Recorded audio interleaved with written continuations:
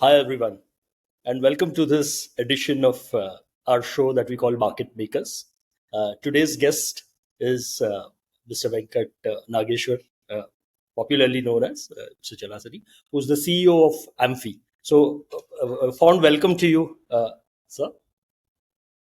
Thank you very much, Manoj. It's always nice interacting with you. Uh, I mean, whenever I meet you, it's a pleasant thing to be with you and talk to you and interact. So thank you for having me on your show. So thank you very much for the kind words. And I wanted to echo the sentiments in terms of this show. We entitled it as Market Makers, and the guests we've had so far has been extremely informative and educative to the viewers. But I must say, from my side, what I gain is that I get a chance to chat with old friends, and a lot of time it is revisiting old memories. It's been great fun for me, and I hope you enjoy it as well. Absolutely, absolutely. I mean, interacting with the friends and more so with the people with whom we have the markets which are very close to our heart is adds to the flavor. I mean, it's like icing on the cake. Always talking to people. So great. And people with you, like who with whom we had such a long relationship and goes back to 90s. So it's always nice to have interact with the people like you. Absolutely, and And for the more so somebody who is very knowledgeable, who is very informative, who, who has worked in the market so intensively. So it's always pleasure to have discuss people. which also I must expand a bit for the benefit of viewers, that when you say market makers, I couldn't find anyone more appropriate than yourself for two reasons. One obviously is your as your role of as CEO for an association which is the custodian of such a large amount of public money. So that is one, and very much engaged with market. And the other, which people might not know, but or might have, need some nudge, is that you are the custodian of State Bank of India's Koshadhish, as you can say, or head of Treasury and global markets. At one time, we've had this conversation earlier. At one time, possibly State Bank of India's portfolio was larger than what uh, the total mutual fund corpus or AUM is was at that time. Correct? Correct me if I'm wrong. Yeah. Like in 2015, if you step back and then look at the total AUM of the AMCs, of all the mutual funds together, it's around 10 lakh crores. And we were handling SBI Treasury alone was having around 8 lakh crores was a total portfolio. Plus, at that point of time, we were also handling EPFO, Employee Provident Fund Organization. So that had 4 lakh crores. So total portfolio that I was heading was 12 lakh crores, which was much more than the total AUM of all the AMCs put together. It's amazing. Like people, when I first joined banking many years ago, decades ago, and I was doing call money, borrowing, etc. To write a check, and those days we used to write checks ourselves for borrowing, lending, etc. You write a 1 crore amount, your kind of fingers tremble. But when you start talking of numbers like 12 lakh crore, etc., I think people should get an idea of the dimensions here that we're talking about. But it would be unfair if we launch into SBI, because that commonly happens. And I would therefore, to start the discussion, ask you about AMFI. You've been there for quite some time now. Can you tell us a bit about what you perceive as your role at AMFI? Uh, and tell us a little bit about what it entails, from on a day-to-day basis. This is totally different role from what I worked for 37 and a half years in State Bank of India. This is a trade body which represents all the AMCs because AMCs are all registered with SEBI, and we as a trade body, they are all members of this particular association. Our role essentially are into multiple things. Like one, major one being the policy advocacy on behalf of the entire industry. So the first thing I do is we do a liaising for all the areas that are of interest to the mutual funds. with the SEBI, and of course with other regulators like RBI and Ministry of Finance as well. The the best part of it is because we are required to do the policy making, support the regulator on the policy side. There are certain recommendations which are made by the committees and industry bodies, and because of my own experience in the treasury and in the banking sector, we are in a position to add value to it. So first and foremost is liaising, being an intermediary between the entire industry and the regulator. So anything that regulator wants to communicate to the industry, he does it through us. And what we do is, while they issue a circular, there is a need for us to do a standardization. There is need for us to have a clear process and procedures for all of them. So each AMC, each mutual fund, if they're going to have a different procedure, then for a customer journey, it becomes extremely difficult.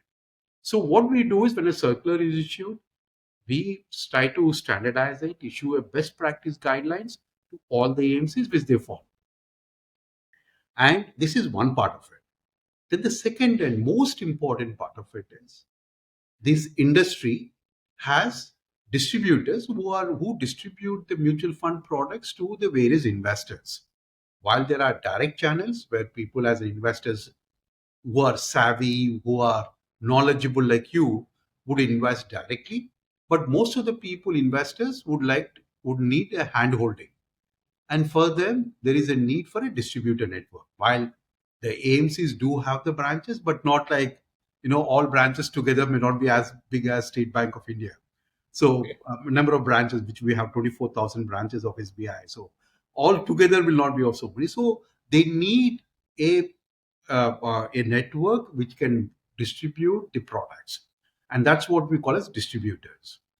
And these distributors, in terms of SEBI guidelines, they are required to pass a NISM exam, what we call as this NISM. They conduct a 5A series test, which is related to the mutual funds. So all these people are required to pass that. Once they pass, then the ARN certificate is given, that is AMFI registration number is provided by the AMFI. Basis that they'll have to register with the AMCs, and then they can market the products. So for all practical purposes, we act as a regulator for all these distributors. If they are mis-selling, if there are any complaints about them, all these things are taken care by AMFI. So the second role is taking care of the distributors. But the third role, which is very, very interesting and it's close to my heart, is a financial literacy, investor awareness and education. Today, as we speak now, all of us are aware, literacy in our country is pretty good. I mean, we have almost around on over and above 85% is the literates we have. But when it comes to financial literacy, only 27% of the population are financial literate. People do not understand how their financial goals are. They are not financially independent. So our role is to ensure that this investor awareness and education program are conducted across the country. You would have seen the advertisements like Mutual Fund Sahi Hai, where we use celebrities, we try and communicate, because earlier mutual fund was a niche product which was understood only by very few people, HNIs and institutions. But we wanted to make it a product which can be accepted by every person in the nook and corner of the country. And therefore, these advertisements were used. But at the same time, we want to make them financially literate. And therefore, this investor awareness education program is something which is extremely important. So, liaising, investor awareness and education, then the distributor. The fourth important role that we also play is we have huge data that is available. What we do is, one, we have the data while comes to us. We in our website give you all the details of net asset NAV of that particular scheme. We also tell you what are the returns when compared to the benchmarks, so that people who are investing do get to know. So transparency is something that is very paramount, and therefore we disclose a lot of things. The last but not the least is another important thing that we also do is come out with the research papers. Because I have the data, I know what we're doing. We come out with a monthly report, a quarterly report, annual report, and also thematic reports, which talks about what is the women, how many women are participating, or even retirement. So we take thematic. So research reports are something. So all these aspects we cover in order to ensure that the industry develops and grows to the extent what we're looking for. Just to pick up on one of the points you mentioned about you know being investor smart or layman not having as much knowledge. One thing I must share with you, and I was on a show a little while ago, and the point I was making is that for the last almost 25 years, I have never directly bought or sold stocks because we've ended up being a sensitive employee. And sensitive employees means, you're only allowed non-discretionary, where, which is ultimately a mutual fund. So quite often, laymen don't realize that even specialists and experts for their own money trust mutual funds. I think that might be a good advertising line for you going forward. Very true. There are the industry today, as we speak now, people like you were forced to do it, but Exactly. but you have continued because it has got a very good track record. Oh, You very got a true. very good returns. There is a transparency in what we are doing. Very Every true. investment that we do, you know where the scheme, what money it is investing. The products are true to label. Earlier used to have something like different names used to be there. Today, it is large cap. Means this particular scheme I'm investing, they are going to invest in large cap only, small cap, mid cap, multi cap. So they're true to label. Where the invest the AMC is investing is known. So these are certain so trust, track record, transparency, and of course technology. All four together is something that leading to it, and we are very extremely happy. I know we would like to use your clipping to show to the world that smart people, I mean people who can understand about the markets, are also trusting going through the mutual fund route. A couple of other data points I must highlight. One is that, of course, the costs for investment in mutual funds have come down so drastically. It's almost on par with the lowest cost brokers now. And so that's one point. And the second point is that, you know, research has shown over the last many years. I saw even Sandesh Kirkire, who was head of Kotak Mutual and now he's a professor. He had published some research that index funds have outperformed over the last some 10-15 years most of the portfolio managers or even different diversified funds. So it's very interesting because, and there could be reasons for it, and I have also thought about it, we've gone into it. But it's very interesting. That's another reason why instead of trying to complicate things too much, people should just keep it simple and go to mutual funds. I hope I'm not sounding too much like an advertisement for mutual No, funds. no, no. Thank you very much. People like you who, I mean, see, one, we need testimonials. Testimonials from people like you would make a big difference, I tell you. Because when a knowledgeable person is talking about a mutual fund and saying that I have seen the performance of these units and the performance is up to the mark or beyond our expectations, that's more than enough. We don't need while we need, I mean, I don't say that we don't need, while we need Rohit Sharma's, Sachin's, Yes. and Dhoni's, but we need people like Manoj Rane who talks, who is a real smart, intelligent person who talks about this and then telling about guiding the people through his heart, through his mind and heart. So that's going to make a difference. And thank you I very have two much. more. I have two more questions, relating to your current role. The first is, I do know you've not spoken yet about it, but I want to ask you. I do know that you have some very interesting and very well staffed committees, like the corporate governance committee, for instance, which has I've seen a couple of ex deputy governors and so on. So can you tell us a little bit about that? And I think, was it always there even prior to your time, or was that an introduction later? No, no. Let me tell you how it functions. AMFI, while we do this advocacy, it is a two-way process. I've seen, Manoj, you also would have seen, I have seen around 35 regulators during my stint in State Bank of India, being the head of international banking group. But then this is one regulator who does everything on a consultation process, which is very surprising. I have not seen, trust me, we have seen developed world, which you have seen, developing world, I have seen many of the countries. As a regulators, I used to go and meet them, but never ever these people are so open book, they come consult with us. So it's a two-way process. Because of this two-way process, we have various committees that are there in AMFI, and the people from the industry join these committees. While we have a board which has all the CEOs as a board members, which has got a representation from all the AMCs, but we also have the committees which have a representation from the various AMCs, like operations committee, risk management committee, equity committee, fixed income committee, technology committee, etc., etc. While all these things are there, there is, because we have a fiduciary role, we have the holding the money of the people, there is a probability of mis-selling, be it in the by the AMCs or by the distributors.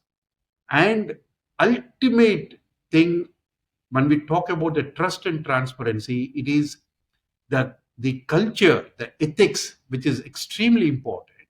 And therefore, after I took over, this has become the first ever trade body that has across the globe, not just in India. First ever trade body which has started an ethics committee, and we have the likes of Shyamala Gopinath ma'am, Yes, who was yes. deputy governor of RBI, then Mahalingam sir, who was the Of course. ex EDA and then full time member of SEBI, Who I interviewed also, by the way. whom So, you interviewed as well. I mean, it's a great privilege to have persons like him, absolutely. and Mr. Vishwanathan, who is a senior Yes, partner of in course. Cyrilla Merchant. So these are the Yeah. people who are in the ethics committee, and to ensure that people abide by the code of ethics and ensure that the culture of the organization is maintained. So that's the reason why you created this ethics committee, which will be pushing. There are many first that I have done during I mean, of course, we had only 2 years tenure in this AMFI, but there are many new things, initiatives that we brought in, and one of this is this ethics committee. Another, we have also introduced what we call as a technology committee. Which reminds me, I was on the board as an independent director of one AMC, and I also was instrumental at that time to the focus for the board, in my opinion, has to entirely be on corporate governance stroke ethics. The reason being that you all are custodians of public money after all.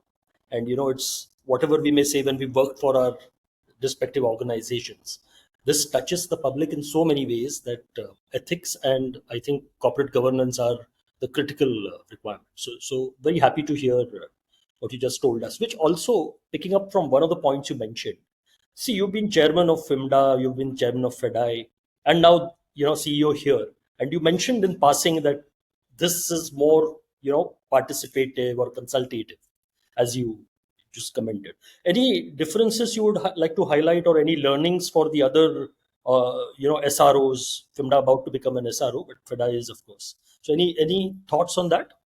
As I said, if you look at we were in FEDI, we both worked together in FIMDA. So there also they work on a consultative process, but the regulator here in SEBI, for everything they consult the AMFI before implementing it, and of course there is a process through which it happens. They send the paper to us, we discuss, it goes to MFAC, what we call as Mutual Fund Advisory Committee, and then subsequent to the board of SEBI for final approval. These committees that are there, which are voluntary, although we also have the members in FEDA and FIMDA, but they are very effective, and the contributions for the development of the industry is phenomenal. That is something which is happening in FADA and FIMDA, but not to the desired expected levels. Uh, and therefore, because of this cohesive approach, because of and the way they bring forth, nobody has a hidden agenda. At least I don't see an hidden agenda for their individual AMCs. They talk about the industry. And because of this transparent nature, because of the fact that we discussed threadbare, the regulator also gives importance to it. And they say that, what, come on, you please submit it. And if you look at every note, every board resolution which is passed relating to the mutual fund industry, you find a mention of AMFI. They do say that AMFI has been consulted, this has been recommended by AMFI. That's surprise. Even everything, that is how AMFI has evolved over a period of time during the last 30 years. And I take pride. I mean, I feel so happy when we see the SEBI chairman, whenever they talk about, they say that you people follow AMFI, how they're building up. Anyone who goes to them, they say that you go sit with them and understand how AMFI is working and build up on the same. So your point about agendas reminds me of my days in banking. Whenever you went to RBI, whenever you interacted with the governor or deputy governor, they it was quite open that there are these two or three banks, and I won't name them, who always come with agendas. And then I was fortunate myself, maybe personally as well as the banks I worked for, where it always that they don't come with an agenda. So my old banking friends may not like this, but to be honest, that I picked up on that word agenda, and you will very much remember this, right? Whenever we used to go at banking, they would know, okay, if it has come from this bank, there is an agenda behind it. We have to look at it carefully. So I'm very happy to hear that the AMFI world is working like that. So a follow up question there. Uh, you have your board, at AMFI, and I just saw that the chairman there's a new chairman now, keeps changing. I mean, it's just like we had at FIMDA and FIDA.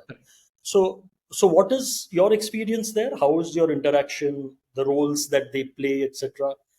You had a good time? Absolutely great time I have with the board members. There is a two-way respect that is given because they know that I have come with a great experience from State Bank of India. That's fortunate for me to have worked in one of the greatest institutions in the country. I mean, it's in my DNA, it's in our blood. The culture that I talked to you about, it flows in our blood. You talk any point of time, you only think about SBI, although I have changed my role here. But given that our experience and given the fact that whatever we discuss in the board, whatever I recommend, they know that it has a proper reasoning and is good for the industry. And we are open to learn. One of the best things that we learned, Manoj, and in your career and our career, throughout, we've grown old. But the best thing is you learn, unlearn, and relearn. So we are open to learning. And I say, like the day I remember as a probationary officer in State Bank of India, where we used to sit in the counter and learn the things.